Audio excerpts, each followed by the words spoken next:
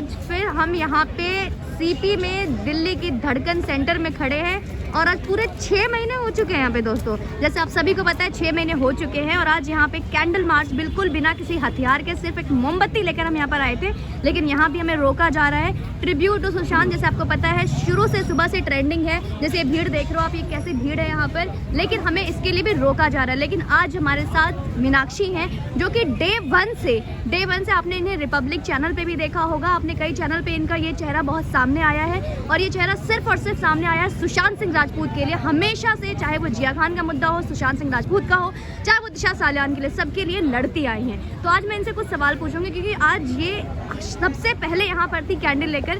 तो मीनाक्षी आज पूरे 6 महीने हो चुके हैं और हमने आपको कई बार देखा, डे वन से आप हमेशा से लड़ रही हैं और आज भी आप सबको यही विश्वास दिलाते हुए दिख रही थी कि हमें इंसाफ मिलेगी। तो इस पर आपका क्या कहना है? 6 महीने बीत चुके हैं।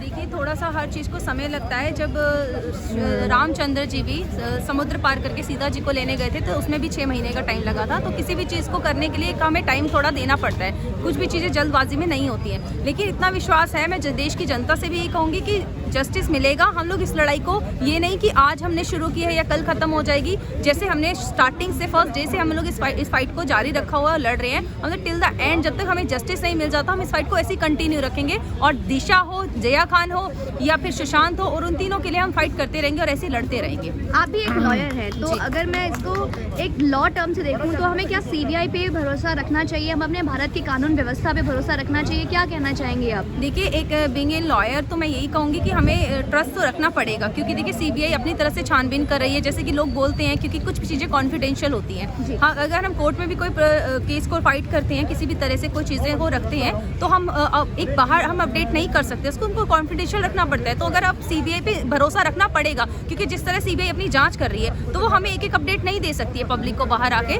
तो वो कहीं ना कहीं जो अपना एक उन्होंने इन्वेस्टिगेशन का प्रोसेस अपना रखा हुआ है जारी, और जिस तरह वो टाइम टू टाइम हमें, जैसे रिपब्लिक पे भी देखा, न्यूज़ चैनल्स पे हमें दिखता है कि वो कहती हैं जो कि अफवाहें उड़ाते हैं कि सीबीआई ने उसको सुसाइड डिक्लेयर कर दिया है। जिस तरह से एक लॉ के हम लोग ये देखा भी जा सकता है एक लॉ के उससे, कि जैसे कि हम देखते हैं कि अगर कोई भी बिना कोई सुसाइड करता है विदाउट सुसाइड नोट, तो उसमें हम लोग उसको एक मर्डर से भी डिनाई नहीं कर सकते, तो उसको दोनों एंगल से देखा जाता है। तो यहाँ पे सुसाइड नोट नहीं मिला तो उसे हम दोनों एंगल से जांच कर रही है, सीबीआई सुसाइड के एंगल से भी जांच कर रही है, उसको मर्डर के एंगल से भी जांच की है, जबकि हमें पता है कि ये मर्डर ही है 100%। जी, तो इसमें अभी आपने देखा जैसे महाराष्ट्र गवर्नमेंट के शिवसेना एमएलए के घर पे एक पाकिस्तानी क्रेडिट कार्ड मिला, लेकिन वहीं पे गिरफ्तारी हुई एक रिपब्लिक नेटवर्क के सीईओ की, मिस्टर खानचंदानी की। तो इसमें क्या कहना है आपका? देखिए, इस पे तो मैं एक बात बोलूँगी कि जो महाराष्ट्र की सरकार है उनकी शायद ट्रेनिंग अच्छे से नहीं हुई है। वो शायद अभी उनकी ट्रेनिंग जो है चल रही है कि उन्हें ये नहीं पता कि क्रिमिनल को कब पकड़ना है या जो एक सपोर्ट कर रहे हैं किसी भी चीज़ को, उनको पकड़ना है। तो मुझे लग रहा है उनका ट्रेनिंग प्रोसेस चल रहा है, जिसमें उन्हें नहीं समझ में आ रहा है कि उन्हें क्या करनी है। जिस तरह से अभी हमें सीईओ को पकड़ा गया है रिपब्लिक के, तो देखिए वो 6 बजे पकड़ते हैं लेकिन 12 बजे उनको व्हाट्सएप करते हैं वारंट। ना तो इन्हें ये पता है कि रूल ऑफ लॉ क्या होता है, जुडिक्शन ऑफ लॉ क्या होता है, ये इससे बाहर काम कर रहे हैं। तो इसका मतलब जहाँ अगर इनको पीओके से उनकी तुलना की गई है तो कहीं ना कहीं गलत नहीं की गई है, क्योंकि वो एक स्टेट है और स्टेट का जो हमारे इंडिया का लॉ है वो हर जगह लागू होता है, लेकिन वो उससे बाहर काम कर रहे हैं। तो ये चीज़ें बहुत ही लोगों को ना समझी वाली चीज़ें, और ये लोग खुद को ये ना करके दूसरों को गलत साबित करते करते ये खुद ही गलत साबित हो रहे हैं और खुद को एक्सपोज कर रहे हैं। हमारे इंडिया के लोगों को इतना ही नहीं, जो विश्व के हमारे जो सुशांत के चाहने वाले, दिशा को चाहने वाले, उनके लिए आपका क्या मैसेज रहेगा मीनाक्षी? देखिए, मैं शुरू से लेकर यही मैसेज सबको दे रही हूँ कि प्लीज़ अपने अंदर के जो भरोसे को वो बनाए रखें, उसे ना टूटने दें।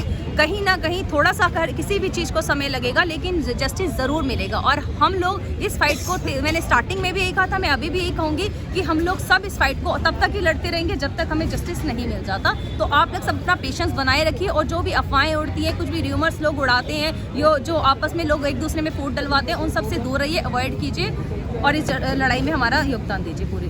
Thank you so much Meenakshi.